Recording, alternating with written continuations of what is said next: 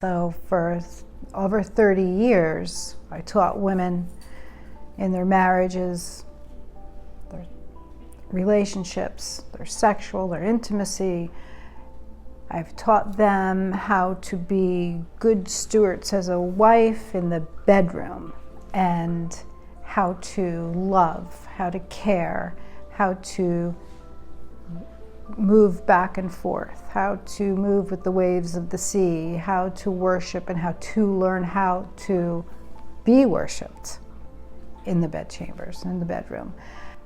And I think that if I could just get a hold of some of those women that are closed up in that area, that they'll learn that secret. That to give is to receive, is to surrender. It's like the wave of the seas, like if the tide comes in, the tide goes out. It is a flow back and forth. And as the flow goes back and forth, the sexual energy, it feeds the sexual energy and the intimacy and the love and the sexual feelings and, you know, the excitement, the lustful feelings, the sexual feelings, and, you know, their juices and the hormones, and everything just starts flowing, and then it feeds it, and it builds and it builds and it builds and it builds to such a beautiful lovemaking. And that's a key. That's such a key. I married a man who was very driven, powerful, driven to his dream, to his higher power, driven to accomplish something great in this world. And he not just only had a calling, but he was driven to do it. And so that took a lot of less of me, more of him. And I let him do it. And so there were times, day, night, day and night, that he was, you know, out there, you know, providing and building and building and building. And there are times that I had to rope him in and you know, say, I'm here, you know, or seduce him, get his attention. I believe that us as women, we are the temptress, we're the temptress, we are the seducers, we are the ones that lure, we're the ones that bring the peace in the home, we bring the trust in the home, we're the ones that set the atmosphere in our home. The men are out there working and dealing with all sorts of people and emotions and business deals, and you know, so they're dealing with all that. And so when they walk in the door, they're not thinking about sexual things. They're not thinking about giving more, because they gave all day long or all night long. They gave, and they're just like, I need a break. Give me some peace. And so there was years that I did not give him that peace, and I was like, hey, you know, did you forget about me over here? And so that many years, you know, I was like that until I learned from my spiritual mother. I learned, no, you are the atmosphere in your home, and you're the one that's going to seduce him. You're the one that's going to give him the peace. You're the one. If you want your bed chambers and if you want your bedroom to be explosive, it's all about you. It's all about you surrendering. It's all about you seducing. It's all about you submitting. It's all about you luring.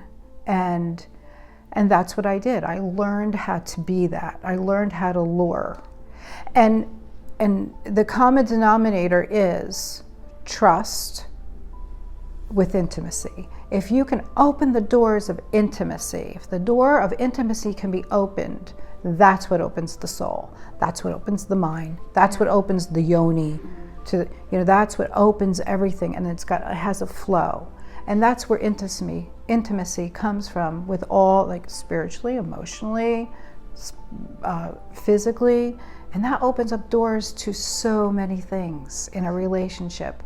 That's the key part of a relationship, that if it's always flowing, and it's always flowing, the love, because love always wins, love always covers. Love covers a multitude of of things that we've said back and forth that we shouldn't have said, love always covers. So that divine love is always flowing.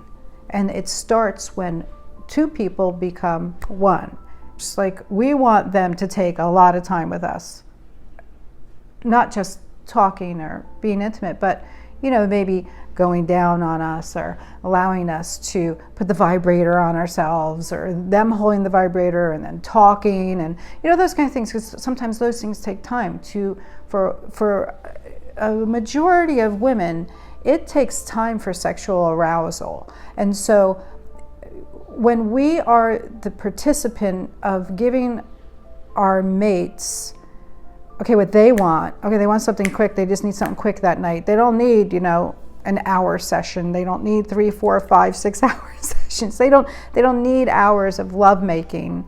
They don't want it. They're too tired. So then you'll just have a time of intimate intercourse, and then that's it, and that's fine.